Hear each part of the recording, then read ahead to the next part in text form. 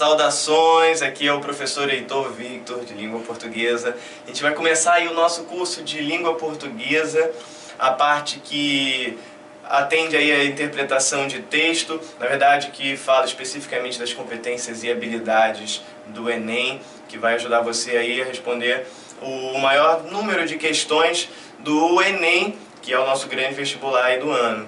Okay? O primeiro assunto aqui são os modos de organização do texto. Esse nome pode parecer estranho, pode parecer grande, mas é algo que talvez você já tenha ouvido falar. Na verdade, a gente está falando aqui dos tipos textuais, como você pode ver aqui nesse slide. Então, os tipos textuais e os modos textuais, ou modos de organização do texto, são, na verdade, a mesma coisa. Só que aqui a gente tem o nome técnico, o termo técnico para lidar com isso. O tipo textual é uma maneira informal, né, de chamar os modos de organização. Mas o que é modo de organização do texto e tipos textual e de que maneira isso pode me ajudar a resolver algumas questões aí do vestibular? Na verdade, dificilmente você vai encontrar uma questão que pergunte exatamente o que é ou que queira que você identifique propriamente um dos modos de organização do texto. Na verdade, esse conhecimento é basilar para tudo que a gente vai ver daqui para frente, quando a gente for falar dos gêneros publicitários, dos gêneros jornalísticos, dos gêneros literários. A gente o tempo inteiro vai voltar aqui para fazer menção a esses modos, que são limitados. A gente tem um número específico de modos de organização e dos quais nós depreenderemos infinitos gêneros que podem ser criados, inventados aí para frente. Tá ok? Antes de mais nada, tirado aqui da gramática do José Carlos Azeredo, a gramática Wise de língua portuguesa, a gente tem a seguinte citação: o encadeamento das unidades de informação no interior dos textos segue padrões que variam entre uns poucos modos de organização. Vamos lá, o que ele quer dizer com isso aqui? Quer dizer que, por mais que eu tenha milhares, infinitas possibilidades de organizar o meu texto, eles podem ser categorizados de uma maneira muito regular e padronizada. Esses, na verdade, são os modos. Por isso a gente pode concluir que modo de organização do texto é ou são padrões de encadeamento das unidades de informação. É quando eu quero fazer uma determinada coisa com o meu texto, alcançar um determinado objetivo, cumprir com uma determinada intenção, eu vou encadear as unidades de informação de uma maneira específica para alcançar esse objetivo. Mas que modos então são esses? Porque se eu domino esses modos, que são 5 na verdade, eu estou apto a basicamente compreender características específicas de todo e qualquer gênero que você possa encontrar aí na sua prova, no seu vestibular. A gente vai começar desmistificando uma coisa. Antigamente, todo mundo acreditava que os modos de organização do texto, ou os tipos textuais, eram apenas 3. Falava-se de narração, descrição e dissertação. Esses 3 não davam conta de todos os textos, óbvio. Então, com uma série de pesquisas aí na linha de linguística aplicada, nós podemos acrescentar mais 2 modos e, na verdade, a gente fragmenta a dissertação, que era a mais difícil das pessoas entenderem normalmente, em 2 outros modos. Aí a gente tem a seguinte organização: a narração, a descrição e aqui a novidade, a argumentação. É muito parecido com o que você vai ver lá no curso de redação, quando se fala de dissertação argumentativa. Porque você na redação tem a dissertação argumentativa e a dissertação expositiva.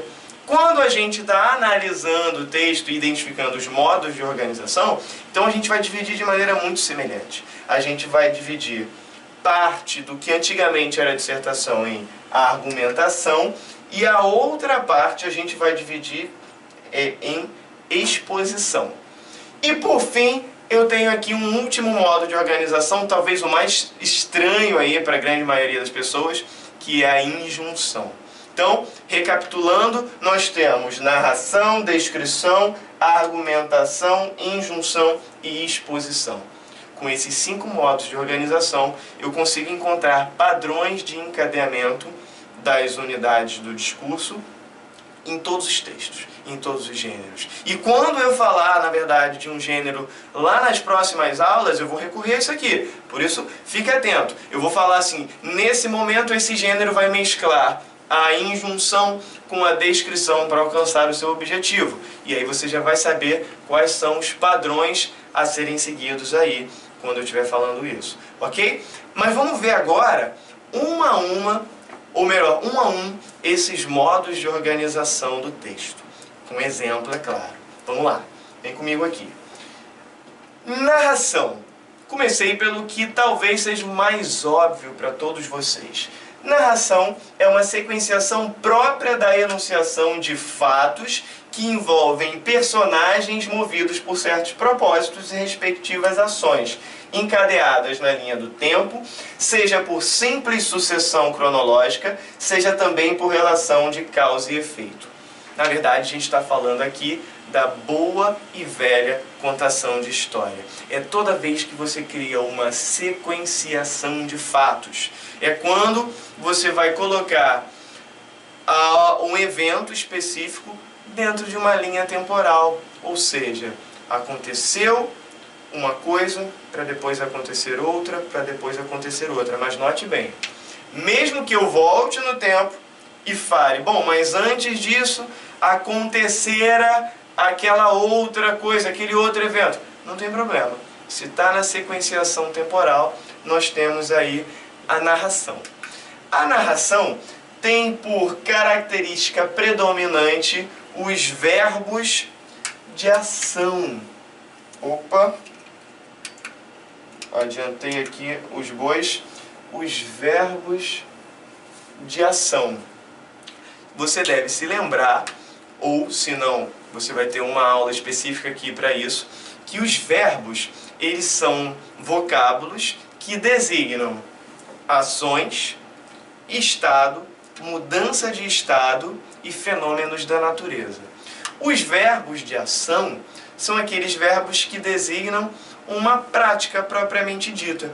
Não confundir com uma ação física, porque pensar é um verbo de ação, apesar de não ser uma ação física. Então, a gente está falando de verbos de ação, ou podemos chamar simplesmente de ação verbal.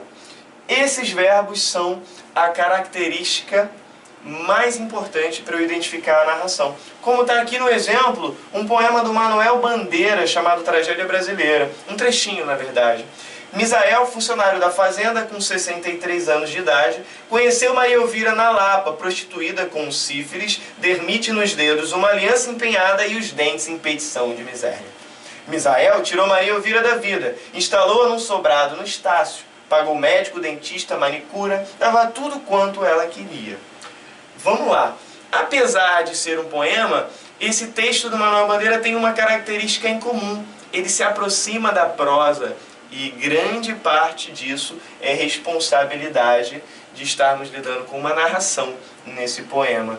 E aí eu destaquei aqui para você os verbos de ação. Conheceu, tirou, instalou, pagou e dava.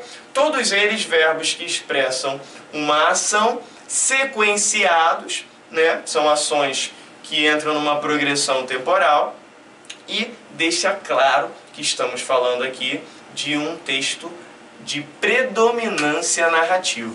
Isso é importante de lembrar. Eu estou falando de predominância, porque um texto ele vai ser enquadrado em um gênero, mas o modo de organização ele pode variar. Eu posso em um mesmo texto ter vários modos de organização. Por isso que eu tenho que entender as sequências típicas desses modos de organização, muito mais do que identificar qual deles predomina no texto. Aqui, a predominância da narração pela grande presença, como eu falei, desses verbos de ação. Depois disso, a gente parte para a descrição, um outro modo de organização do texto. tipo de construção textual em que se encadeiam os traços que servem para caracterizar a composição de um ambiente, de um ser vivo, de um objeto, de um conceito ou de um evento. Esse modo de organização do texto é o braço direito da narração, porque quando você normalmente quer relatar um evento, você também precisa descrever elementos que estão presentes nessa narração, nessa narrativa, para que o seu interlocutor consiga visualizar mentalmente o que você está narrando. Então a descrição é quando você traz as características dos elementos presentes no texto. Essas características, elas são evidenciadas, voltando àquele conhecimento que eu dei anteriormente sobre verbos, pelos verbos de estado e mudanças de estado. Agora o verbo ser e estar, o verbo que indica que uma coisa é, foi ou virá a ser uma outra coisa. Exemplo, esse quadro é branco. Eu tenho aí um verbo que indica um estado e que de alguma maneira está sendo usado a serviço da caracterização, logo da descrição desse objeto que eu falei.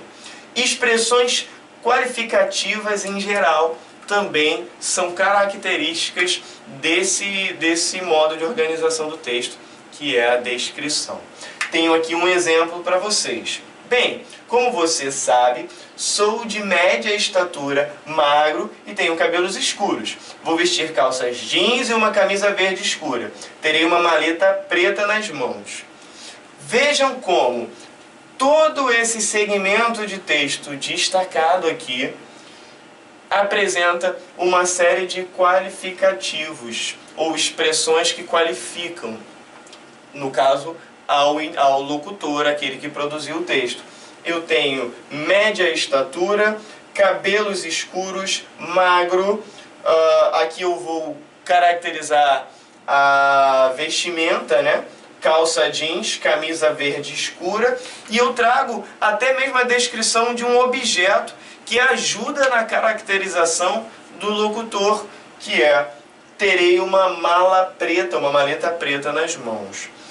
Esses dois modos não costumam dar muito trabalho. Vamos partir agora para o próximo modo de organização do texto, que é a argumentação.